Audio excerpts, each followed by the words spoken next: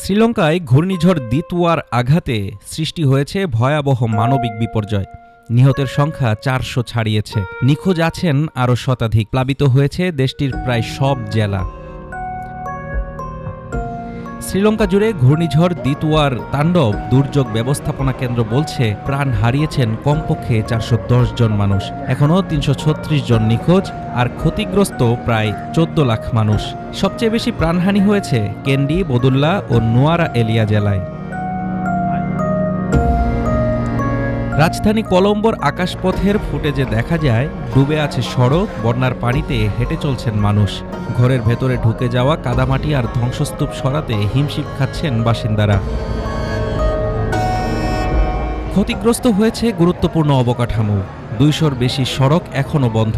ধসে গেছে ১০টি সেতু, রেল চলাচল ব্যাহত, ভেঙে পড়েছে বিদ্যুৎ নেটওয়ার্ক। প্রায় ১১ লাখ মানুষ রয়েছে অনির্ভরযোগ্য বিদ্যুৎ সংযোগে।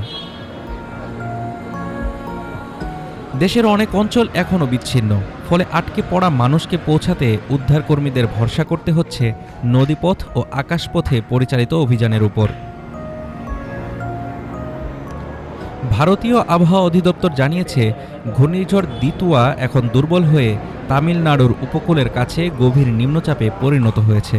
তবে সতর্ক করছে শ্রীলঙ্কার বন্যার পানি নেমে যেতে আরও কয়েকদিন লাগবে। পূর্ণ পুনরুদ্ধারে কয়েক সপ্তাহ সময় লাগতে পারে।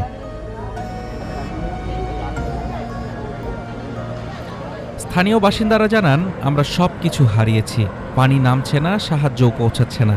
ঘূর্ণিঝড়ের তাণ্ডব থেমে গেলেও শ্রীলঙ্কার সামনে এখন পুনর্বাসন ও পুনর্গঠনের দীর্ঘ পথ। হতাহত মানুষের সংখ্যা আরও বাড়তে পারে বলে আশঙ্কা করছে কর্তৃপক্ষ। শ্রীলঙ্কায় সহায়তা পৌঁছাতে আন্তর্জাতিক মহল ইতোমধ্যেই তৎপর হয়েছে। পরিস্থিতি উন্নতি না হওয়া পর্যন্ত জরুরি পর্যবেক্ষণে থাকছে দেশটি।